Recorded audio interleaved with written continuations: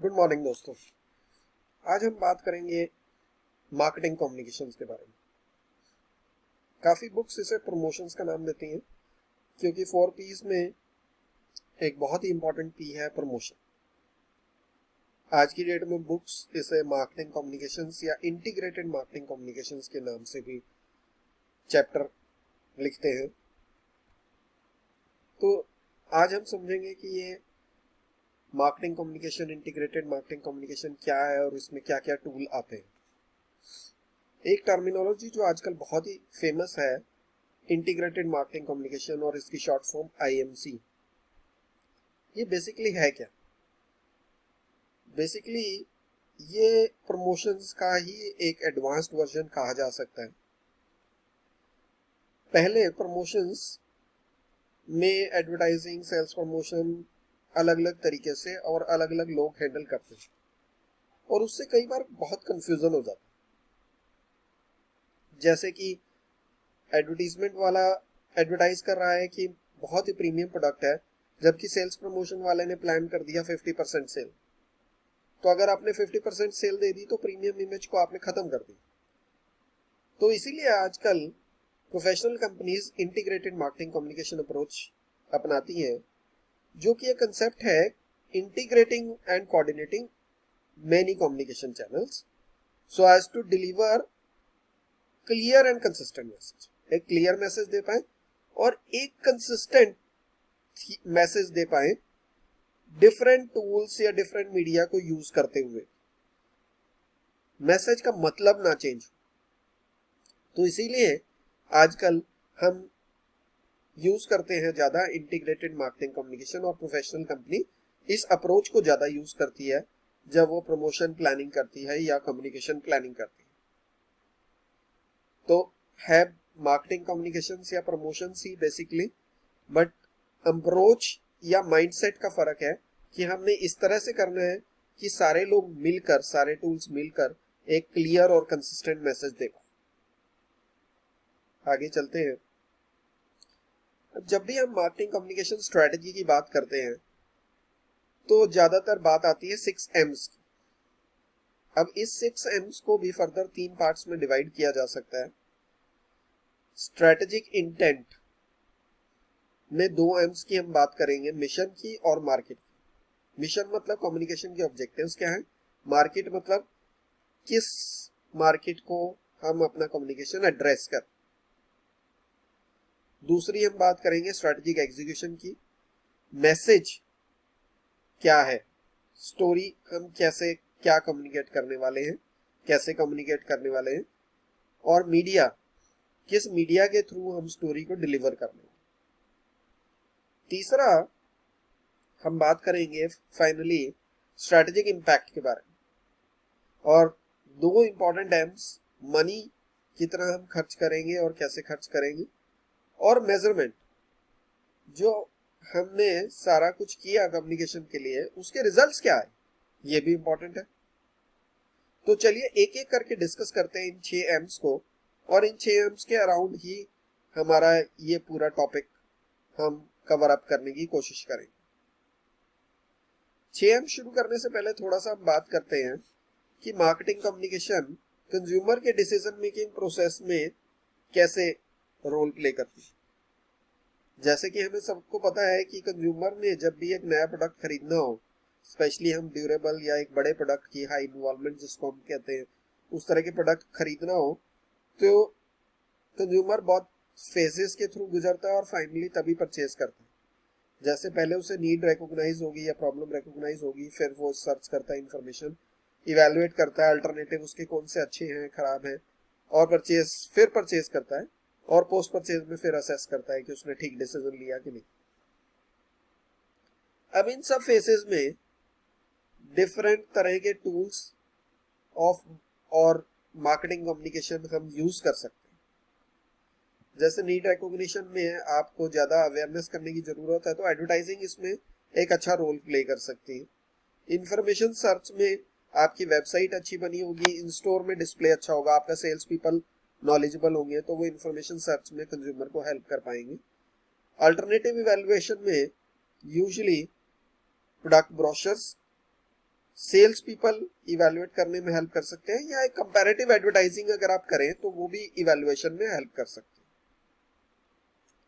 और purchase decision की अगर हम बात करेंगे तो परचेज के टाइम अगर कोई सेल्स प्रमोशन टूल, कोई कूपन इस तरह का दिया जाए तो ये बहुत ही अच्छा काम करता है, या इन स्टोर सेल्स पीपल आपके इफेक्टिवली काम करें और कन्विंस करें तो ये परचेज करने में कंज्यूमर को हेल्प कर सकता है।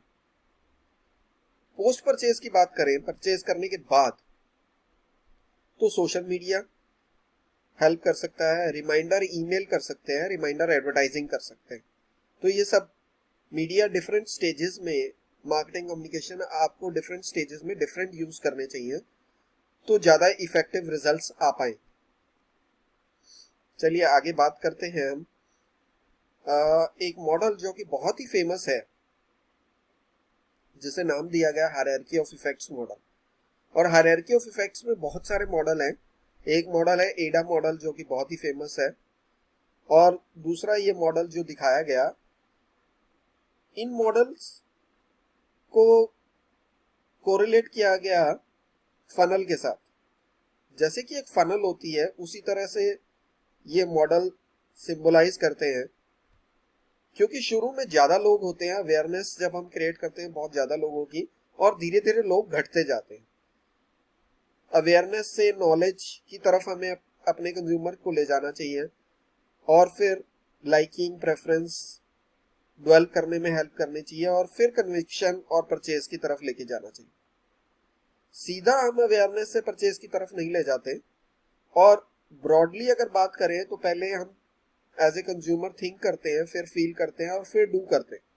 सिमिलरली कम्युनिकेशन ऑब्जेक्टिव्स भी इसी तरह से मूव करने चाहिए कि जो शुरू के कम्युनिकेशन कैंपेन आए वो हमें थिंकिंग की तरफ मोटिवेट करने चाहिए, और फिर जो आगे एडवर्टाइजमेंट कैंपेन हम लॉन्च करें वो हमारी फीलिंग, लाइकिंग और प्रेफरेंस की तरफ मोटिवेट करें।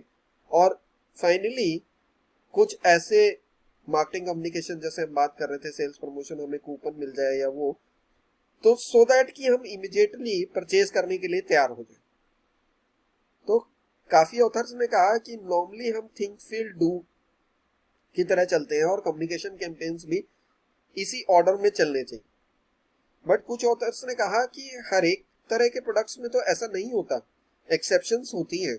जैसे परफ्यूम्स की बात करें तो हम बहुत ज्यादा थिंकिंग नहीं करते, हम फील करते हैं और सीधा डू करते हैं।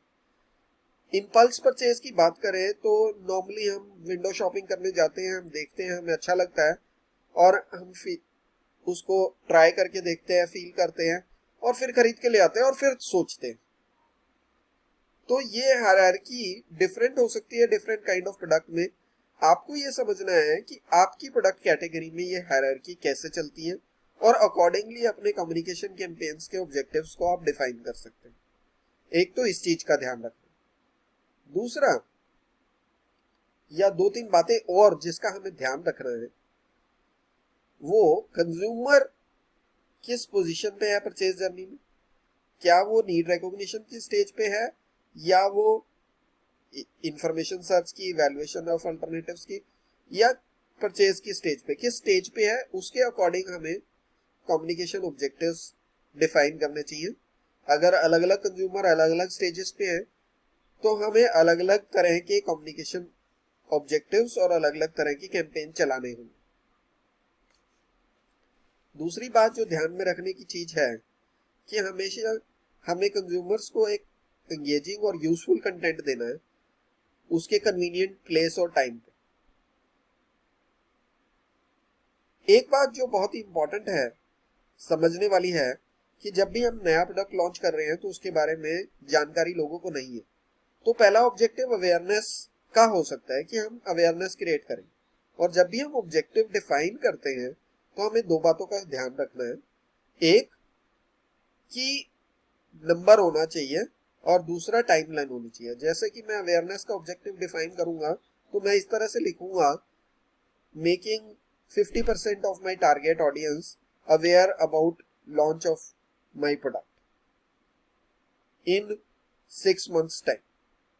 सो आपको टाइमलाइन और एक नंबर डिफाइन करना होगा, तभी वो एक क्लियर कट ऑब्जेक्टिव बन पाएगा। सिमिलरली अगर प्रोडक्ट एस्टेब्लिश्ड है तो आपको मेनली फोकस करना है पीओडी पे, डिफरेंशिएटिंग फैक्टर्स और बेनिफिट्स पे, so as to build knowledge और प्रेफरेंस।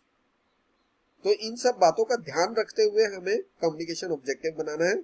और दूसरी बात कि हमें टाइमलाइन डिफाइन करनी है और हमें नंबर डिफाइन करना है जिसको हम मेजर कर पाए।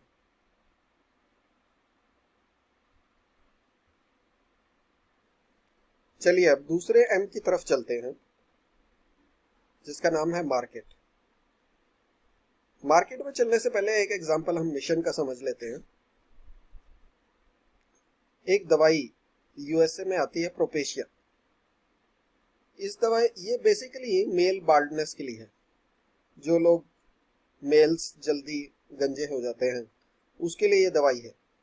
तो इन्होंने जब दवाई लॉन्च करनी थी यूएसए में तो इन्हें बहुत सारी चैलेंजेस रिसर्च में इन्हें मिला कि जो मेल एडल्ट्स हैं वो या तो अवेयर नहीं है बाल्डनेस के बारे में, या काफ़ी एडल्ट्स और तरह के इलाज करते हैं, डॉक्टर्स के पास जाते ही नहीं है, और डॉक्टर्स भी कोई बहुत एस्टेब्लिश्ड इलाज या दवाई पहले मौजूद नहीं है तो डॉक्टर्स भी लिखने में घबराते थे।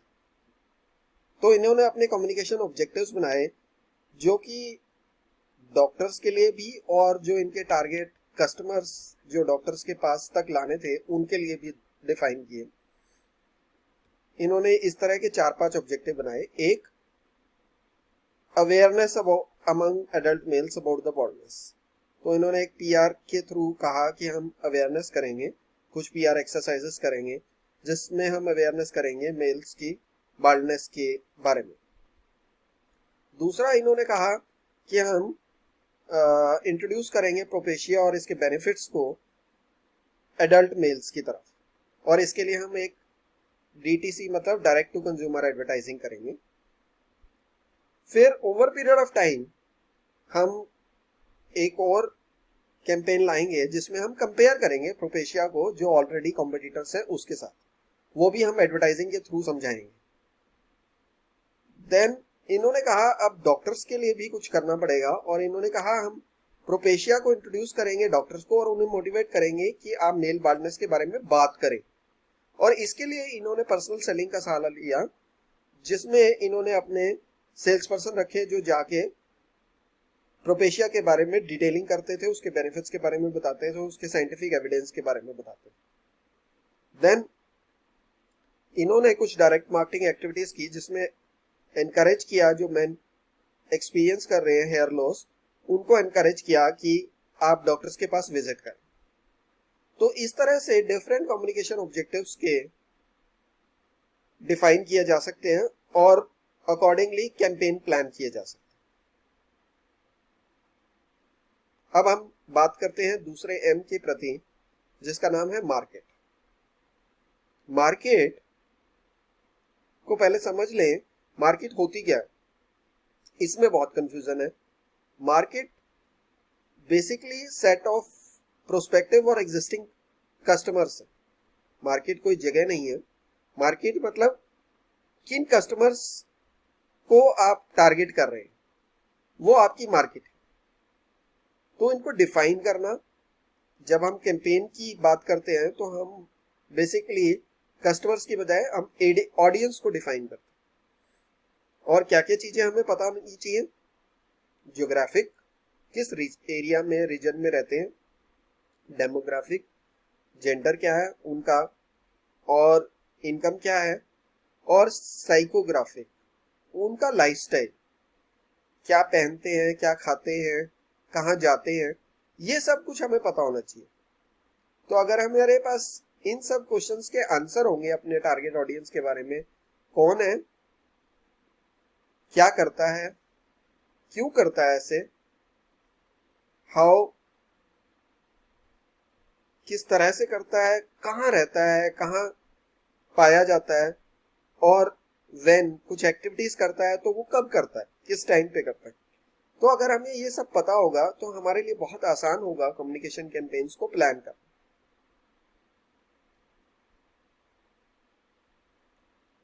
अब हम अपने ऑडियंस को एड्रेस कैसे कर सकते हैं। हम अपने ऑडियंस को एड्रेस करने के बहुत सारे तरीके हो सकते हैं। जो ब्रॉडकास्ट मीडिया करता है एडवर्टाइजिंग, वो एक तरह से मास तरीका है। जैसे यहाँ पे एग्जांपल लिया गया पेप्सी का, तो पेप्सी ने अगर एडवर्टीजमेंट करनी है मासेस को बहुत बड़े लेवल पे, तो आप ब्रॉडकास्ट मीडिया पे एडवर्टीजमेंट कर सकते हैं, टीवी पे, रेडियो पे, न्यूज़पेपर पे। तो मास मतलब वन टू मेनी। सेगमेंट, एक पर्टिकुलर सेगमेंट को आपने करना, जैसे यहाँ पे दिखाया गया कि आपने सिर्फ गर्ल्स पे रीच करना, तो आप इस तरह के चैनल या प्रोग्राम चुनेंगे जहां पे मेनली गर्ल्स ही वॉच करते हैं। Customised means one to one. अगर आपने वन टू वन रीच करना है तो ईमेल, एसएमएस, व्हाट्सएप मैसेज के बहुत सारे मीडिया या तरीके हैं जिसमें हम one to one customize message उसके नाम के द्वारा भेज सकते हैं। Then C to C. C to C मतलब कंज्यूमर टू कंज्यूमर। और आज की डेट में सोशल मीडिया में अगर आप बहुत ही अच्छा मैसेज या बहुत ही अच्छा एडवर्टीजमेंट या बहुत ही अच्छी स्टोरी बनाते हैं तो लोग उसे शेयर करते हैं अपनी वॉल पे, अपने प्लेटफॉर्म पे, फेसबुक पेज पे, इंस्टा पे, तो वो वायरल हो जाता है। और इसको हम सी टू सी वे कहते हैं। और ये सबसे इफेक्टिव तरीका है अगर आप इस तरह के मैसेजेस बना पाए जो कंज्यूमर को इतने पसंद आए कि वो शेयर करने लगे। अब ये कई बार पॉजिटिव भी हो सकता है और नेगेटिव भी। अगर आपका मैसेज बहुत ही खराब लगा तो भी हो सकता है वो सी टू सी शेयरिंग ज्यादा हो, और अगर आपका मैसेज अच्छा लगा तो बहुत ही अच्छी बात है। तो ये बहुत सारे तरीके हैं कस्टमर ऑडियंस को एड्रेस करने के, जिनको अडॉप्ट कर सकती है कंपनीज। और आज की डेट में ज्यादा कंपनीज कस्टमाइज्ड सेगमेंट, कस्टमाइज्ड और कंज्यूमर टू कंज्यूमर पे पहुंचने की कोशिश कर रही है, क्योंकि मास वन वे होता है और सेगमेंट भी हालांकि वन वे रहता है, तो उसमें काफी चीजें पता नहीं लग पाती कंपनीज को या ब्रांड्स को। अब एक इम्पॉर्टेंट टॉपिक की बात करते हैं जो काफी क्वेश्चन पूछा जाता है मार्केटिंग में और मार्केटिंग के इंटरव्यूज में या पेपर्स में भी आता है, पुश वर्सेस पुल मार्केटिंग। और इसमें मैंने देखा है कि काफी स्टूडेंट्स कंफ्यूज हो जाते हैं। देखिए, पुश क्या है? जब मार्केटर मोटिवेट करे चैनल मेंबर्स, अब ये डिस्ट्रीब्यूटर भी हो सकता है और रिटेलर भी हो सकता है, कि चैनल मेंबर पुश करे प्रोडक्ट को कंज्यूमर की तरफ। और ये कैसे होगा? जब इन चैनल मेंबर्स को आप ज्यादा इंसेंटिव देंगे। इंसेंटिव कैसे दे सकते हैं? बेटर मार्जिन दे सकते हैं, बेटर डिस्काउंट्स दे सकते हैं। तो मेनली तो डिस्ट्रीब्यूटर और रिटेलर उससे मोटिवेट होते हैं।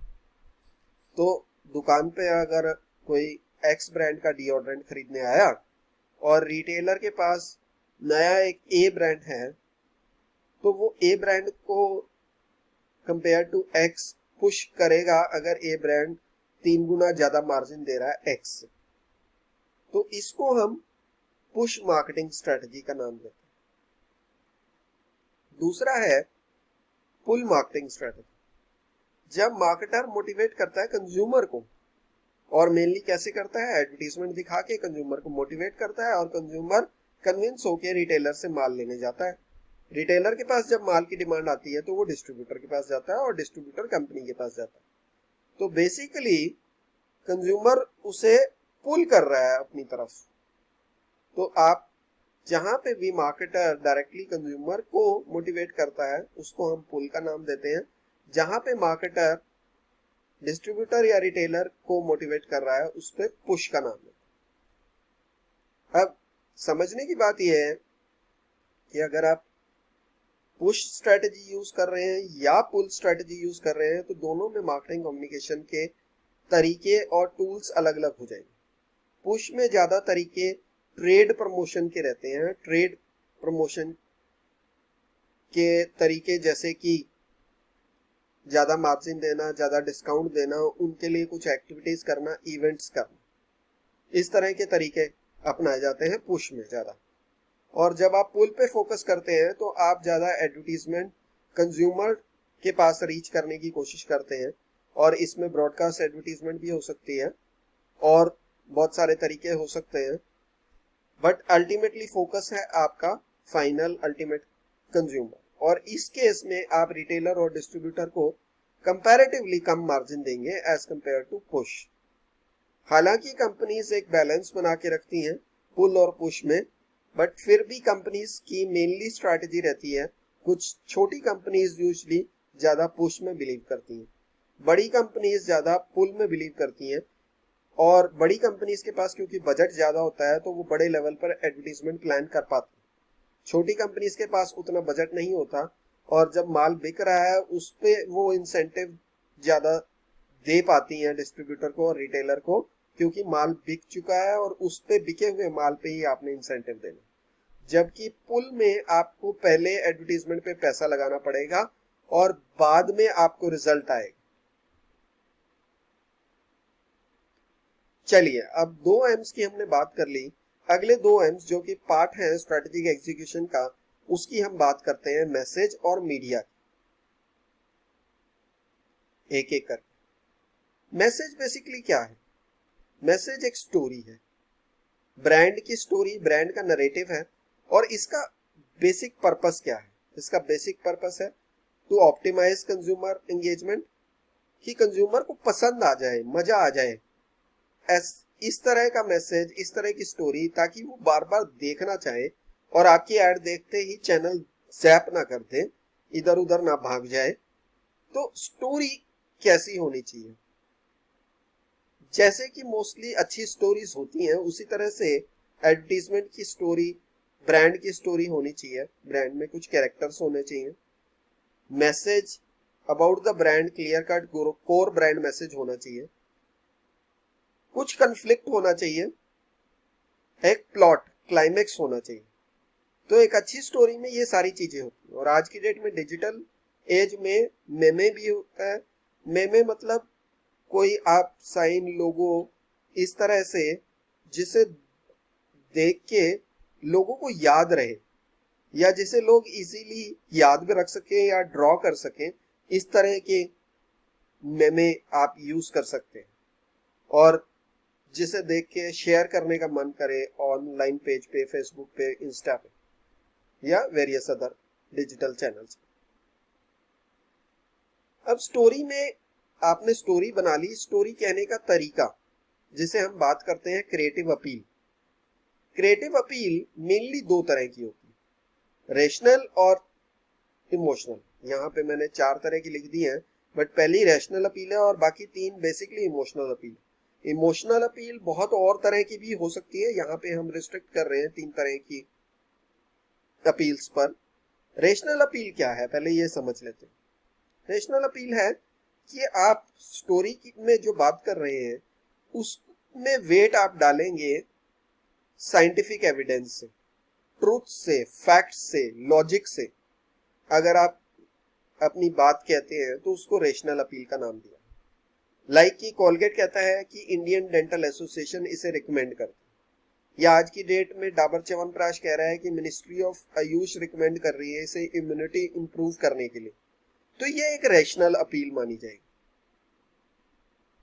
बहुत सारे एडवर्टीजमेंट इस तरह की अपील यूज करते हैं जब उनके पास कोई ना कोई साइंटिफिक एविडेंस या फैक्ट होता है उनके प्रोडक्ट को या प्रोडक्ट कैटेगरी को सपोर्ट करने।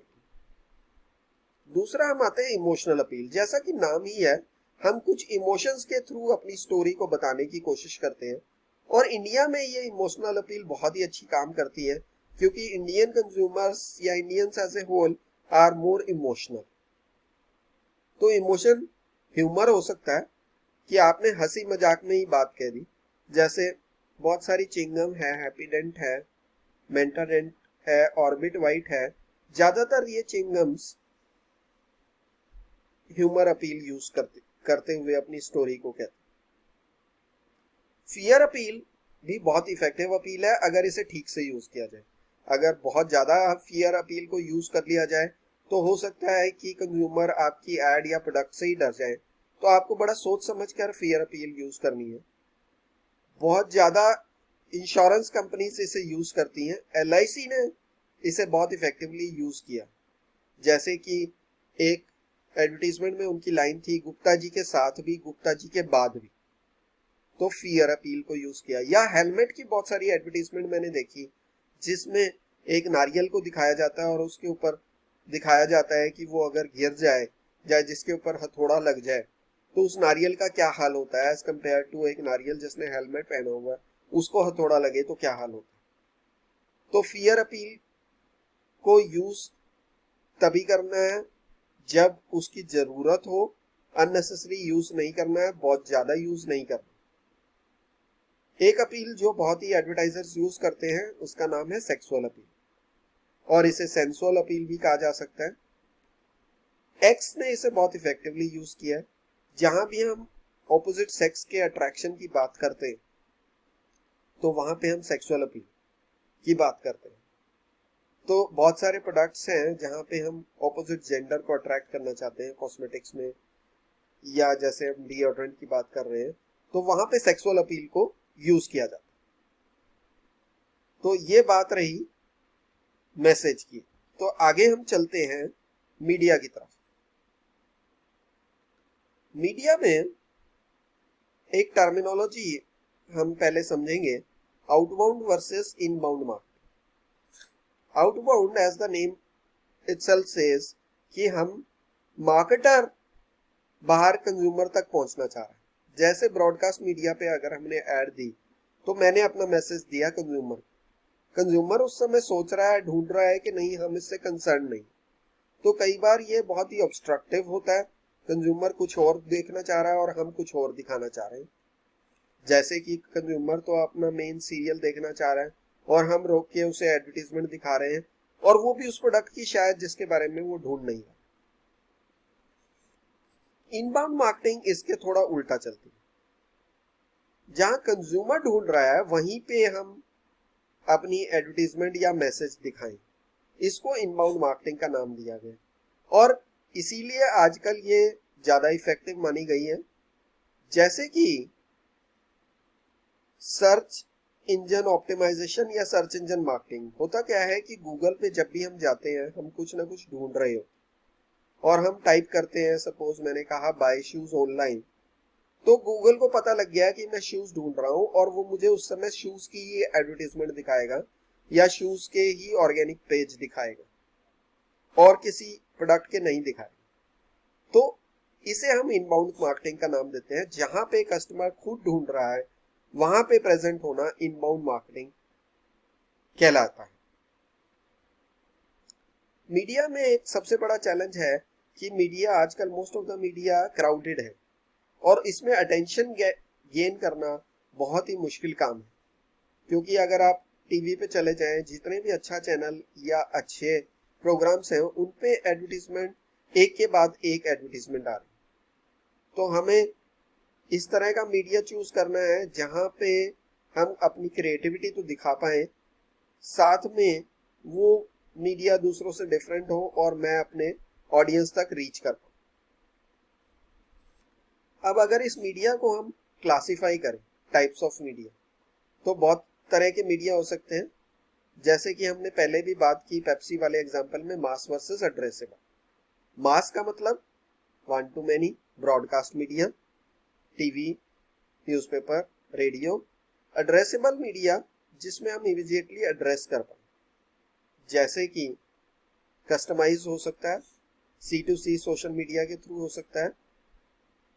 एड्रेस हम कैसे कर पाएंगे कि टू वे कम्युनिकेशन है, कंज्यूमर भी हमें ईमेल कर सकता है, SMS कर सकता है, चैट कर सकता है और मैसेज अपना सोशल मीडिया पे डाल सकता है और हम देखकर इमीडिएटली रिस्पॉन्ड कर सकते हैं।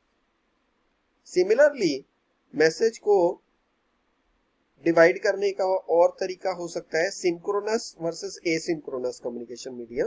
सिंक्रोनस मतलब सेम टाइम पर सिंक होते हैं सेंडर और रिसीवर को सेम टाइम पर। जैसे ही मैं मैसेज भेजता हूँ रिसीवर को मिल जाता है और रिसीवर इमीडिएटली जवाब भी दे पाता है। जैसे कि चैट, जैसे कि व्हाट्सएप पे अगर हम भेजें तो इमीडिएटली वो हो जाता है, तो वो सिंक्रोनस मीडिया। एसिंक्रोनस मतलब मैंने अभी भेजा और उस टाइम हो सकता है कि आगे वाला प्रेजेंट ना हो और वो जब प्रेजेंट होगा तब वो जवाब दे देगा। जैसे कि ईमेल है, SMS है, तो वो एसिंक्रोनस कम्युनिकेशन मीडिया। ऐसे ही मीडिया को अगर हम डिवाइड करना चाहें तो और एक तरीका है जिसमें हम डिवाइड कर सकते हैं कि मीडिया फर्म कंट्रोल्ड है कि कंज्यूमर कंट्रोल्ड है या दोनों की बजाय किसी और द्वारा कंट्रोल्ड। फर्म कंट्रोल्ड मीडिया का एग्जांपल समझते हैं। ओन्ड में मेरी खुद की website is my owned media, या मेरे खुद के social pages is my owned. अगर मैं कोई एडवर्टीजमेंट देता हूँ फेसबुक पे, गूगल पे या कहीं और, न्यूज़पेपर में, रेडियो में, तो मैंने कुछ टाइम के लिए राइट्स बाय किए, तो वो paid media. Similarly other extreme है consumer controlled media. Now social media pages as well as forums, online forums, consumer खुल के बोलते, तो कंज्यूमर कंट्रोल्ड मीडिया है। और कंज्यूमर की बात बाकी कंज्यूमर से या बाकी लोग सुनते हैं, और तभी इस मीडिया को नाम दिया गया अर्न्ड मीडिया। अगर कंज्यूमर पॉजिटिव बोलेगा तो मतलब आपकी अर्निंग पॉजिटिव है। अगर मीडिया पे अगर कंज्यूमर नेगेटिव बोलेगा तो मीडिया पे आपकी नेगेटिव इमेज बन सकती है। देन इन दोनों के बीच में एक और मीडिया को हम क्लासिफाई कर सकते हैं, other controlled media. Other controlled media कौन से हैं? जैसे अखबार के न्यूज़पेपर एडिटर्स हो सकते हैं, ब्लॉगर्स हो सकते हैं, इन्फ्लुएंसर्स हो सकते हैं। जो अदर कंट्रोल्ड मीडिया है, यहाँ पे पॉजिटिव के सिवाय नेगेटिव भी बात करी जा सकती है, क्योंकि ये आपके खुद के कंट्रोल में नहीं। सिमिलरली कंज्यूमर कंट्रोल भी डायरेक्टली आपके कंट्रोल में नहीं है, तो नेगेटिव भी लिख सकता है। तो हमें ये बात समझनी होगी कि आज की डेट में अगर मीडिया प्लानिंग करनी है तो सिर्फ फर्म कंट्रोल्ड मीडिया से बात नहीं बनेगी। हमें कंज्यूमर कंट्रोल्ड मीडिया पे भी अपनी अच्छी इमेज बनानी है, अदर कंट्रोल्ड मीडिया पे भी अच्छी इमेज बनानी है, क्योंकि लोग उस पे ज्यादा ट्रस्ट कर रहे हैं। अब बात करते हैं थोड़ा सा प्रमोशन व्हीकल्स। इसको कुछ बुक्स ने IMC टूल्स का भी नाम दिया, प्रमोशन व्हीकल्स का भी नाम दिया। जैसे इनको एक एक करके डिस्कस करेंगे। Advertising, direct marketing, sales promotion, personal selling, public relation, publicity, event marketing and sponsorship and social media. तो एक एक करके हम डिस्कस करते हैं होता क्या है और आपस में डिफरेंस क्या है। एडवर्टाइजिंग क्या है? एडवर्टाइजिंग बेसिकली पहली चीज ये पेड फॉर्म है, दूसरी चीज ये नॉन पर्सनल प्रेजेंटेशन है बिकॉज वन टू मेनी जाती है, और तीसरा इसमें क्लियर कट आइडेंटिफाइड स्पॉन्सर, ये एडवर्टाइजिंग है। दूसरा बात करते हैं सेल्स प्रमोशन। सेल्स प्रमोशन क्या है? Short term incentives to encourage trial और परचेज। तो जैसे हमने पहले भी बात की थी, सेल्स प्रमोशन ज्यादा कन्विक्शन या परचेज के टाइम यूज होता है, तो वो इसीलिए होता है कि उस टाइम हम उसे चाहते हैं कि ट्रायल करे या परचेज करे। पब्लिक रिलेशंस की बात करें, पब्लिक रिलेशंस का मेन फंक्शन क्या होता है? प्रोटेक्ट करना या प्रमोट करना कंपनी की इमेज को और प्रोडक्ट्स को। पर्सनल सेलिंग, इसकी हम डिटेल में बात करेंगे। एक पर्सन जाके सेलिंग कर सकता है, फेस टू फेस भी हो सकती है, ऑन टेलीफोन भी हो सकते हैं, इंटरनेट पे भी हो सकती है, but personal presentation is made by the sales person to the customer. Direct marketing की बात करें तो डायरेक्ट मार्केटिंग एडवर्टीजमेंट की तरह ही है। इसमें डिफरेंस ये है कि डायरेक्ट कम्युनिकेशन है with individuals to obtain an immediate response. तो आप इस तरह की एडवर्टीजमेंट दिखाएंगे कि कंज्यूमर मोटिवेट हो जाए आपसे बात करने को, और इमीडिएटली आप उसका नंबर रिकॉर्ड कर। थोड़ा सा और बात करते हैं डायरेक्ट मार्केटिंग की। डायरेक्ट मार्केटिंग के बहुत सारे तरीके हैं, आज की डेट में एडवांस तरीके आ गए हैं। जैसे कि डायरेक्ट मेल्स, पहले फिजिकल मेल चलती थी, आज की डेट में ईमेल चलती है। डायरेक्ट रिस्पॉन्स एडवर्टाइजिंग की हम ऑलरेडी बात कर चुके हैं। काफी चैनल्स पे दोपहर के टाइम डायरेक्ट रिस्पॉन्स एडवर्टाइजिंग आती है, और वो काफी लंबी 15-15, 20-20 मिनट, आधे घंटे की एडवर्टीजमेंट होती है, और जिसमें वो मोटिवेट करते हैं कि अभी कॉल करो और अभी आपको 50% डिस्काउंट मिल जाएगा। नेक्स्ट हम टेलीमार्केटिंग की बात करते हैं। टेलीमार्केटिंग में टेलीफोन ऑपरेटर फोन करके, डाटाबेस होता है उस पे फोन करके चेक करती है कि उनको कोई और प्रोडक्ट्स की रिक्वायरमेंट तो नहीं, अदरवाइज थैंक यू करके भी छोड़ सकते हैं। कैटलॉग्स हैं, फिजिकल कैटलॉग्स होते थे, आजकल वर्चुअल कैटलॉग्स हैं, जिसमें प्रोडक्ट की पिक्चर, डिटेल्स, प्राइस सब कुछ दिया होता है। सो दैट कि आप डिफरेंट लोगों को अगर भेजते हैं तो कुछ लोग आपकी कंपनी का काम करने को तैयार हो जाएंगे या आपसे प्रोडक्ट खरीदने लगेंगे। देन आजकल काफी फेमस है शॉपिंग चैनल्स। बहुत सारे shopping channels, teleshopping channels शुरू हो गए हैं। बड़े बड़े चैनल्स ने अपने टेली शॉपिंग चैनल स्टार्ट कर दिए। तो यहाँ पे आप एडवर्टीजमेंट दिखाते रहते हैं और साथ साथ प्रोडक्ट बेचते रहते हैं। सिमिलरली इंटरनेट सेल्स भी बहुत फेमस हुआ है। कंपनीज ने अपनी वेबसाइट बना ली है और यहाँ पे आके कस्टमर अपने बारे में ईमेल और फोन नंबर डाल सकता है और उसके बाद कंपनीज उसे फॉलो अप कर लेती है। आगे चलते हैं। चलिए अब पीआर के बाद अगले टूल की तरफ चलते हैं और समझते हैं हम पब्लिसिटी के बारे में। पब्लिसिटी क्या है और क्या ये एडवर्टीजमेंट की तरह ही है कि कुछ डिफरेंट है? पहली चीज तो पब्लिसिटी डायरेक्टली पेड नहीं होती, नॉट पेड होती। और दूसरी चीज, पब्लिसिटी आप खुद की नहीं करते, कोई थर्ड पार्टी आपकी पब्लिसिटी करता है। जैसे कि मीडिया कर सकती है, कंज्यूमर्स कर सकते हैं, तो थर्ड पार्टी आपकी पब्लिसिटी कर सकते हैं। और एक मेजर और डिफरेंस है कि पब्लिसिटी गुड और बैड दोनों हो सकती है, पॉजिटिव और नेगेटिव दोनों हो सकती है। एडवर्टाइजिंग यूजुअली हम अपनी एडवर्टाइजमेंट कर रहे हैं, खुद पैसा लगा रहे हैं, तो हम पॉजिटिव ही बोल।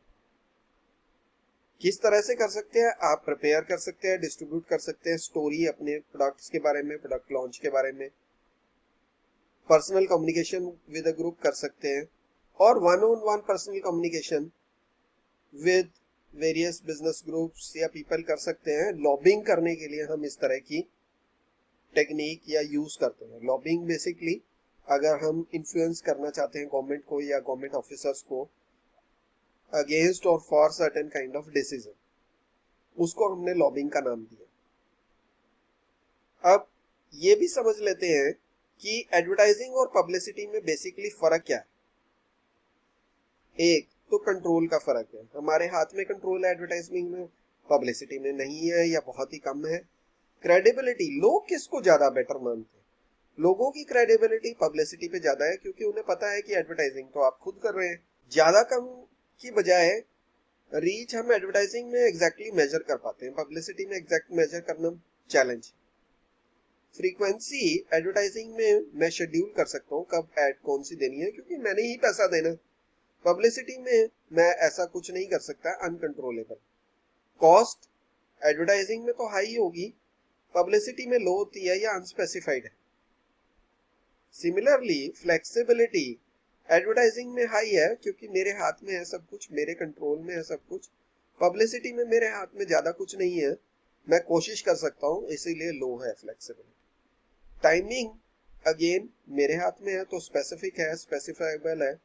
पब्लिसिटी में टेंटेटिव है कि ये न्यूज कब लगे। तो ये डिफरेंसेस हैं एडवर्टाइजिंग और पब्लिसिटी को, और हमें ये समझना बहुत जरूरी है क्योंकि कई बार मैंने देखा है कि स्टूडेंट इसमें कंसेप्ट में कंफ्यूज हो जाता है। अब हम बात करते हैं सेल्स प्रमोशन की। जैसे कि डेफिनेशन हमने पहले ही बात की थी, ये एक शॉर्ट टर्म इंसेंटिव्स है या इंड्यूसमेंट है टू एनकरेज ट्रायल और परचेज। अब ये इंसेंटिव्स या इंड्यूसमेंट्स किसको दी जा सकती है? ये दो तरह के लोग हैं, एक तो कंज्यूमर और दूसरे हैं ट्रेड डिस्ट्रीब्यूटर और रिटेलर्स। अब डिपेंड करता है कि अगर आप पुल कर रहे हैं तो आप कंज्यूमर की तरफ ज्यादा करेंगे, अगर आप पुश कर रहे हैं तो आप ट्रेड की तरफ ज्यादा करेंगे। कंज्यूमर प्रमोशन में दो तीन तरह के टूल्स हो सकते हैं, जैसे शॉर्ट टर्म इंड्यूसमेंट्स है, कूपन हो सकते हैं, डिस्काउंट कूपन, रिबेट हो सकती है कि प्राइस पे ही कुछ रिबेट, आपने 20-25% रिबेट दे। फ्रीक्वेंट बायर को आप कुछ डिस्काउंट दे सकते हैं या वॉल्यूम पे डिस्काउंट दे सकते हैं कि इतने से ज्यादा खरीदोगे तो डिस्काउंट मिलेगा, या फ्री गिफ्ट भी दिया जा सकता है। दूसरी तरह के कंज्यूमर प्रमोशन हो सकते हैं रीअश्योरेंस, गारंटी दे सकते हैं, वारंटी दे सकते हैं, ज्यादा टाइम के लिए भी दे सकते हैं। प्राइस प्रोटेक्शन प्रोग्राम्स हो सकते हैं जिसमें हम कहते हैं कि आप इतने टाइम बाद भी बेचेंगे तो इतना मिनिमम प्राइस हम आपको दे देंगे या दिलवा देंगे। तीसरा हो सकता है प्रोडक्ट डिस्प्लेस, साइनेजेस हो सकते हैं, शेल्फ टॉकर्स हो सकते हैं, एंड आइल डिस्प्लेस हो सकते हैं, जो अगेन अट्रैक्ट करते हैं कंज्यूमर को। दूसरी तरह के सेल्स प्रमोशन होते हैं ट्रेड पे फोकस्ड। ट्रेड मतलब डिस्ट्रीब्यूटर के लिए, रिटेलर के लिए हो सकते हैं। और किस तरह के होते हैं? Slotting fees. आजकल ये इंडिया में भी शुरू हो गया है, हालांकि पहले यूएस या वेस्टर्न कंट्रीज में था। बहुत सारे प्रोडक्ट लॉन्च हो रहे हैं, तो हर प्रोडक्ट को हर स्टोर रख नहीं सकते, तो नए प्रोडक्ट्स को कई बार अपने प्रोडक्ट स्टोर पे रखवाने के लिए फीस देनी पड़ती है, जिसे नाम दिया गया स्लॉटिंग फीस। Display allowance. काफी कंपनीज अपना डिस्प्ले करना चाहती है अपने प्रोडक्ट्स का। आपने दुकानों पे देखा होगा, फेयर एंड लवली और ये बहुत सारी कंपनीज हैं जो मोटिवेट करती हैं रिटेलर्स को अपनी दुकान पे डिस्प्ले करने के लिए सुंदर सा, और उसके लिए मटेरियल भी देते हैं। और उसके लिए 15 दिन महीने के बाद अलाउंस भी दिया जाता है, कुछ अलाउंस जो पहले से फिक्स्ड होता है और रिटेलर्स को पहले से बताया जाता है। देन ट्रेड में टेम्परेरी प्राइस रिडक्शन अलाउंस भी काफी कंपनीज देती हैं। वॉल्यूम पे भी दे सकती हैं या ऑफ सीजन पे दे सकती हैं। कुछ टाइम के लिए 2-4-5 दिन के लिए टेम्परेरी प्राइस रिडक्शन अलाउंस भी दिया जा सकता है। तो ये बहुत सारे टूल्स हैं सेल्स प्रमोशन के लिए जो कंपनीज यूज करती हैं और अल्टीमेटली मोटिवेट करती हैं कंज्यूमर को या ट्रेड को, सो दैट की ज्यादा सेल्स हो। चलिए अब पर्सनल सेलिंग की तरफ आते हैं। जैसे कि नाम ही है, पर्सनल सेलिंग बेसिकली डायरेक्ट एक ओरल कम्युनिकेशन है, जहां पे आप 1-to-1 कम्युनिकेशन करते हैं और एक्सप्लेन करते हैं हाउ इंडिविजुअल फर्म गुड्स और सर्विसेज वो फिट होती हैं नीड्स ऑफ वन और मोर प्रोस्पेक्टिव कस्टमर्स। अब ये फेस टू फेस भी हो सकता है फील्ड सेलिंग में, टेली मार्केटिंग पे भी हो सकता है 1-to-1, ओवर द काउंटर जब आप रिटेल स्टोर में जाते हैं तो ओवर द काउंटर सेलिंग भी हो सकती है। तो डिफरेंट तरीके हैं सेलिंग एनवायरनमेंट के, बट ये पर्सनल सेलिंग है। और कुछ तरह के प्रोडक्ट्स में ये पर्सनल सेलिंग बहुत ज्यादा इफेक्टिव है। मैं अगर बात करूं बिजनेस टू बिजनेस में, तो एडवर्टीजमेंट या सेल्स प्रमोशन की बजाय पर्सनल सेलिंग ज्यादा इफेक्टिव होता है। तो आपको समझना है कि आपकी प्रोडक्ट कैटेगरी में कौन सा टूल या प्रमोशनल व्हीकल बेटर फिट होता है और बेटर कन्वर्ट कर सकता है। देन हम बात करते हैं event marketing and sponsorship. Brands अपने आप को एसोसिएट करते हैं with some popular events. It may be sporting event, it may be cultural event और it may be social cause. क्यों करते हैं? So as to cement association with popular culture और जनरेट अर्न्ड मीडिया। जैसे कि आज की डेट में काफी ब्रांड्स कोरोना के साथ अपने आप को लिंक कर रहे हैं, कोरोना वायरस या कोविड-19 के साथ लिंक कर रहे हैं, और वो बता रहे हैं कि हमारा जितना भी आप सेल कर रहे हैं इतना परसेंटेज हम कोरोना के लिए डोनेट कर रहे हैं। तो वो पॉजिटिव लाइट में अपने आप को लिंक करना चाहते हैं, कंज्यूमर को बताना चाहते हैं कि हम बहुत सोशली रिस्पॉन्सिबल ब्रांड है। या जैसे इंडिया में क्रिकेट का बहुत ही क्रेज है, बॉलीवुड मूवीज का बहुत क्रेज है, तो ज्यादातर ब्रांड्स बॉलीवुड के या क्रिकेट स्टार की सेलिब्रिटीज के साथ एसोसिएट होना चाहते हैं या उनके इवेंट्स को स्पॉन्सर करते हैं, सो दैट कि उनके ब्रांड के बारे में रिकॉल, रिटेंशन, परचेज बढ़ सके। आज की डेट में सोशल मीडिया का भी काफी चलन है। सोशल मीडिया में मेजर एडवांटेज क्या है कि ये टू वे कम्युनिकेशन है बिटवीन कंपनी एंड कंज्यूमर, और बहुत सारे चैनल्स हैं, इंस्टाग्राम, फेसबुक और बहुत सारे और चैनल्स हैं जिसके थ्रू कंज्यूमर्स इमीडिएटली अपनी फीडबैक कंपनी तक पहुंचा सकते हैं। पॉजिटिव भी हो सकती है और नेगेटिव भी हो सकती है। ब्रांड्स का बेसिकली फोकस होना चाहिए कि एक रिस्पॉन्सिबल पर्सन इमीडिएटली रिस्पॉन्ड करना चाहिए कंज्यूमर्स को, सो दैट वो इमीडिएटली मैसेज उन्हें मिल सके। आगे हम बात करेंगे तीसरे वेरिएबल के बारे में, स्ट्रेटेजिक इंपैक्ट, और इसमें हम बात करेंगे 2 और एम्स, मनी और मेजरमेंट के बारे में। पहले स्टार्ट करते हैं मनी से, और मनी में सबसे इंपॉर्टेंट पार्ट है बजटिंग। तो हम मार्केटिंग कम्युनिकेशन का बजट किस तरह से बनाते हैं? अब इसके बहुत सारे मेथड हैं। जैसे कि पुराने मेथड्स में मैं बात करूं तो परसेंटेज ऑफ सेल्स मेथड एक बहुत कॉमन है कि कितनी सेल्स हुई है और हमने फिक्स कर दिया 5%, 7% या 10%, या इसको advertising to sales ratio method भी कह सकते हैं कि हमने सेल्स की एक रेशियो फिक्स कर दी और उतना एडवर्टाइजिंग बजट फिक्स कर दी। और एक पुराना तरीका है फिक्स सम पर यूनिट मेथड, कि हमने पर यूनिट एक अमाउंट फिक्स कर दिया कि पर यूनिट सपोज मेरा 1000 रुपए का यूनिट है और 1000 रुपए में मैं हर 1000 रुपए में 100 रुपए एडवर्टीजमेंट पे खर्चूंगा, तो इसको फिक्स सम पर यूनिट मेथड कहा जा सकता है। फिर कुछ कंपनीज ने कॉम्पिटिटिव मैरिटिंग मेथड शुरू किया कि जितना कॉम्पिटिटर खर्चेगा तो उतना ही खर्चेंगे या उससे थोड़ा सा ज्यादा खर्चेंगे, इसको नाम दिया गया कॉम्पिटिटिव मैरिटिंग मेथड। देन कुछ कंपनीज ने ट्राई किया बजट का एक मेथड शेयर ऑफ वॉइस, कि उनकी वॉइस मार्केट में कितनी है, और इसको इस तरह से समझा जा सकता है कि उनका मार्केट शेयर कितना है। तो अगर मार्केट शेयर उनका बाकी ब्रांड्स के मुकाबले ज्यादा है, कम है, या सपोज 25% मार्केट शेयर है, तो सारी कंपनीज मिलके कितना बजट स्पेंड कर रही हैं उसका 25% वो अपने प्रमोशनल बजट अकॉर्डिंगली प्लान कर। बट ये बहुत साइंटिफिक तरीके नहीं। साइंटिफिक तरीका एक इसमें आया ऑब्जेक्टिव एंड टास्क मेथड, और इसे बॉटम अप अप्रोच भी कहा जाता है क्योंकि ये नीचे से ऊपर तक बात करता है। इसको थोड़ा सा समझते हैं, पहले इस मेथड को समझ लेते हैं। ऑब्जेक्टिव एंड टास्क मेथड है क्या? इसमें सबसे पहले हम अपने ऑब्जेक्टिव, कम्युनिकेशन ऑब्जेक्टिव तय करते हैं। जैसे मैंने कहा 25% अवेयरनेस टारगेट ऑडियंस में मैं रीच करना चाहता हूँ, 6 महीने में रीच करना चाहता हूँ। अब इसके लिए दूसरे स्टेप पे चलते हैं, क्या क्या टास्क चाहिए होंगे।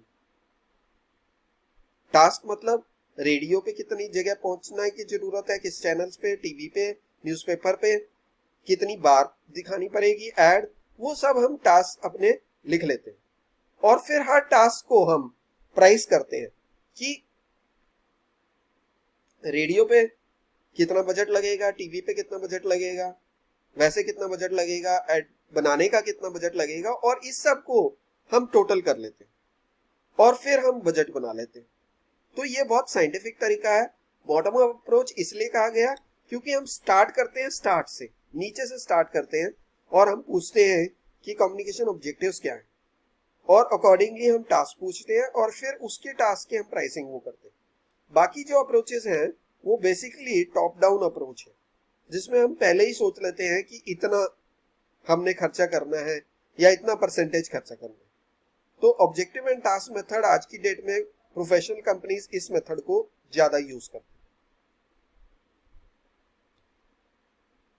और एक इंपॉर्टेंट चीज मनी में कि बजट डिसाइड करने से पहले बहुत सारे फैक्टर्स हैं जो इन्फ्लुएंस करते हैं बजट, जिनका ध्यान रखने की जरूरत है।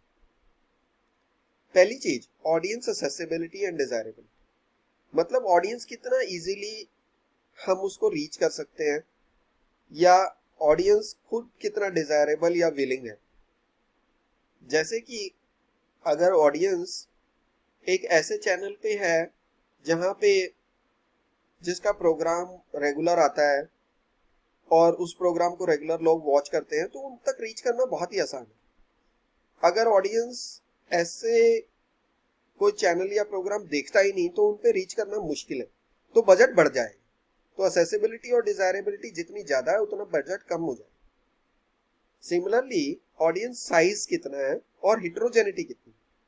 हिट्रोजेनिटी मतलब सपोज मेरा टारगेट ऑडियंस है मदर्स एज ग्रुप 35 to 45, तो इंडिया में बात करें तो काफी बड़ा साइज होगा। बट क्या वो एक जैसी हैं, सारी एक जैसी पढ़ी लिखी हैं, सारों के पास एक जैसी इनकम है? फिर तो मुझे कम पैसा लगाना पड़ेगा क्योंकि मैं एक दो चैनल्स के थ्रू ही पहुंच जाऊंगा, मीडिया के थ्रू। बट इंडिया की मैं बात करूं तो बहुत वाइड वैरायटी मिलेगी। कुछ हाउसवाइफ्स मिलेंगी, कुछ वर्किंग वुमेन मिलेंगी, कुछ पढ़ी लिखी नहीं होंगी, तो हिट्रोजेनिटी बहुत ज्यादा हो। हिट्रोजेनिटी जहां ज्यादा है तो ज्यादा बजट लगाना पड़ेगा क्योंकि मुझे अलग अलग मीडिया चूज करने पड़ेंगे, अलग अलग मीडिया के थ्रू उन सब पे पहुंचना पड़ेगा, तो बजट ज्यादा लगेगा। ऑडियंस की रिसेप्टिविटी कितनी है, ऑडियंस खुद कितना सुनना चाहता है उस तरह के मैसेजेस को। तो अगर ऑडियंस खुद सुनना चाहता है तो चैनल जैप नहीं करता है तो मुझे कम बजट लगेगा। अगर ऑडियंस खुद सुनना नहीं चाहता, जैसे इंश्योरेंस की एडवर्टीजमेंट है, हम बहुत ज्यादा खुद सुनना नहीं चाहते, तो इंश्योरेंस वालों को बहुत ज्यादा बार ऐड देनी पड़ेगी और इस वजह से बजट ज्यादा लगेगा। टास्क कॉम्प्लेक्सिटी, जो टास्क करने हैं वो कितने कॉम्प्लेक्स है। जैसे हम बात कर रहे थे ऑब्जेक्टिव एंड टास्क मेथड में, तो किस किस तरह के टास्क, किस किस तरह के मीडिया और उन तक पहुंचने के लिए टास्क करने पड़ेंगे। अगर सिंपल टास्क है तो कम बजट लगेगा, ज्यादा कॉम्प्लेक्स टास्क है तो ज्यादा बजट लगेगा। मतलब अगर आपको 15-20 तरह के चैनल और प्रोग्राम्स ढूंढने हैं और फिर उनमें हर एक में ऑडियंस देखने हैं और कितनी बार एडवर्टीजमेंट करनी है, तो कॉम्प्लेक्स जितना टास्क होता जाएगा उतना ज्यादा बजट लगता जाएगा। मैसेज कॉम्प्लेक्सिटी, मैसेज देखिए कि जितना सिंपल, इंटरेस्टिंग, क्लियर होगा उतना कम बजट लगेगा क्योंकि लोगों को जल्दी समझ आ जाएगा। जितना कॉम्प्लेक्स होगा उतना ज्यादा बजट लगेगा। मैसेज वायरलिटी, अगर मैसेज ऐसा बना है कि लोग फटाफट वायरल करेंगे, शेयर करेंगे, तो आपको पैसा कम खर्चना पड़ेगा। बट अगर ऐसा बना है कि जिसको कोई शेयर ही नहीं करना चाहता तो आपको पैसा ज्यादा खर्चना पड़ेगा। देन मीडिया क्लटर, जिस मीडिया में आप एडवर्टीजमेंट करने चाह रहे हैं उसमें कितने ज्यादा एडवर्टाइजर ऑलरेडी है। अगर कम है तो कम बजट लगेगा, अगर ज्यादा है तो ज्यादा बजट लगेगा। Then financial versus HR investment, digital marketing के कॉन्टेक्स्ट में भी बात की गई। देखिए एक तरीका तो है कि आप पेड एडवर्टीजमेंट दें तो पैसा ज्यादा लगेगा। दूसरा तरीका है, डिजिटल में तरीका होता है सर्च इंजन ऑप्टिमाइजेशन, पर उसमें आपको इमीडिएटली पैसा ज्यादा नहीं देना पड़ेगा, पर आपके पास उस तरह के लोग होने चाहिए, एचआर होना चाहिए, स्किल होना चाहिए जो कंटेंट बना सके सो दैट कि आपका मैटर ऊपर आ सके गूगल सर्च इंजन में। तो आपको पैसा तो लगाना पड़ेगा। अब आप फाइनेंशियल लगाना चाह रहे हैं कि एचआर इन्वेस्टमेंट लगाना चाह रहे हैं। एचआर इन्वेस्टमेंट थोड़ा लॉन्ग टर्म आपको फायदा देगा, पेड वाला फायदा देगा, बट इमीडिएट रिजल्ट आएंगे, बंद कर देंगे तो इमीडिएट रिजल्ट आने बंद हो जाएंगे। चलिए अब हम चलते हैं आगे और लास्ट एम की तरफ चलते हैं, मेजरमेंट। और कई बुक्स इसे मार्केटिंग मैट्रिक्स का नाम भी देते हैं। देखिए मेजरमेंट इसलिए जरूरी है सबसे पहले कि अगर हम ये पता लग पाए कि कौन सा प्रमोशनल व्हीकल या मीडिया इफेक्टिव है तो हम उस पर ज्यादा बजट लगाएंगे, और हमें ये पता लग पाए कि ये इफेक्टिव नहीं है बिल्कुल भी या बहुत कम इफेक्टिव है तो हम उस पर कम बजट लगाएंगे। और एज ए बिजनेस ऑर्गेनाइजेशन उनकी ये बहुत प्रायोरिटी रहती।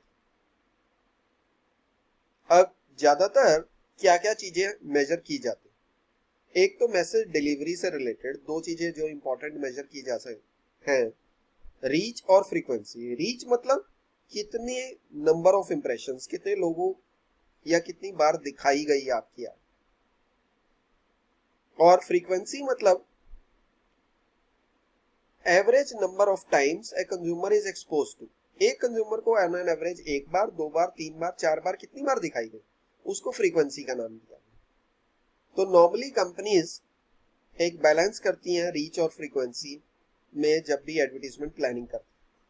और दूसरा जो इंपॉर्टेंट है कंपनीज के लिए, मैसेज का इंपैक्ट कितना, कौन सी एडवर्टीजमेंट या कौन सी एडवर्टीजमेंट कॉपी ज्यादा इफेक्टिव है। इसके लिए बहुत सारी एडवर्टीजमेंट कॉपी बनाती हैं और फिर टेस्ट करती हैं कि कौन सी एडवर्टीजमेंट ज्यादा अच्छी बनी है, ज्यादा क्वालिटी वाली बनी है, जिसका इंपैक्ट ज्यादा है।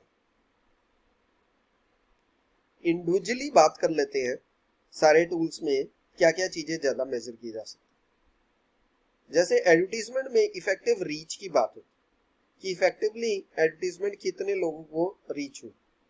इफेक्टिव रीच क्या है? इफेक्टिव रीच है कितने percentage of target market is expose to advertisement. Frequency हम पहले बात कर चुके हैं कि एवरेज कंज्यूमर ने कितनी बार एडवर्टीजमेंट देखी। और जीआरपी की बात होती है। जीआरपी बेसिकली हम बाय करते हैं या कंपनीज बाय करती हैं कि मैंने इतने जीआरपी की एड बाय करनी है। उसका मतलब क्या है? Reach multiply by frequency. और इंपैक्ट की हमने बात की, qualitative value of advertisement appearing in media vehicle. अब ये क्वालिटी एडवर्टीजमेंट कितनी अच्छी है और किस मीडिया व्हीकल में, आपने बहुत ही अच्छे मीडिया में दी तो आपकी क्वालिटेटिव इम्पैक्ट ऊपर चला जाएगा, बहुत ही खराब मीडिया में दी तो आपका क्वालिटेटिव इम्पैक्ट नीचे चला जाएगा। देन बात करते हैं डायरेक्ट मार्केटिंग की। डायरेक्ट मार्केटिंग में रिस्पॉन्स रेट, कितना रिस्पॉन्स है, हमने एडवर्टीजमेंट कितनों को दिखाई और कितनों ने हमें फोन बैक किया। कन्वर्जन रेट, अगर यूजली हम बेचने के लिए डायरेक्ट मार्केटिंग यूज करते हैं तो कितने लोगों ने हमसे माल खरीद लिया। सपोज हमने 1 लाख लोगों को दिखाई और 10,000 लोगों ने माल खरीद लिया तो कन्वर्जन रेट हमारा 10% हो।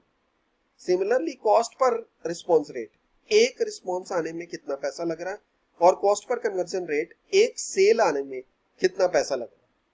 तो अगर आपका पैसा आपके मार्जिन से कम लग रहा है फिर तो ठीक है, आपके मार्जिन 100 रुपए है और पैसा 150 रुपए लग रहा है तो फिर इफेक्टिव नहीं है। देन सेल्स प्रमोशन की बात करते हैं। सेल प्रमोशन में जो इंपॉर्टेंट है वो ये है कि बिना सेल्स प्रमोशन के जो एडवर्टीजमेंट आ रही थी उससे ज्यादा कितनी सेल्स आई। पहले सेल सपोज 1 लाख की थी, आपने डिस्काउंट कूपन 10% का दिया तो क्या सेल इंक्रीमेंटल बढ़ी, 10,000 1 लाख 10,000 हो गई, फिर तो ठीक है। अगर सेल 1 लाख ही रही तो मतलब सेल्स प्रमोशन का कोई फायदा नहीं है। और रिटर्न ऑन इन्वेस्टमेंट कितना है, आपने 10% ऑफर दिया तो आपका मार्जिन क्या 10% से ज्यादा था या 10% से ज्यादा बढ़ा, फिर तो ठीक है। अदरवाइज रिटर्न ऑन इन्वेस्टमेंट आपके टूल की खराब है। रिडेम्पशन रेट कितना है, मतलब कि आपने 1000 कूपन बांटे तो क्या 1000 कूपन तो कभी भी रिडीम नहीं होंगे। रिडीम मतलब लोग उसके अगेंस्ट यूज करने आ गए और माल खरीदा। तो अगर आपका रिडेम्पशन रेट 60, 70, 80% है फिर तो अच्छी बात है, बट अगर आपका रिडेम्पशन रेट ही 10, 20% है तो फिर गड़बड़ है। आपको मोटिवेट करना होगा कि लोग रिडीम करें। और कॉस्ट पर रिडेम्पशन क्या है अल्टीमेटली, तो कॉस्ट पर कूपन डिस्ट्रीब्यूशन का फायदा नहीं होगा। अल्टीमेटली कॉस्ट पर रिडेम्पशन क्या है, एक कूपन को रिडीम करने के लिए आपका कितना पैसा लगा, वो कॉस्ट पर रिडेम्पशन है। देन पर्सनल सेलिंग की तरफ चले तो पर्सनल सेलिंग में सबसे इंपॉर्टेंट है कि एक्विजिशन कॉस्ट क्या है।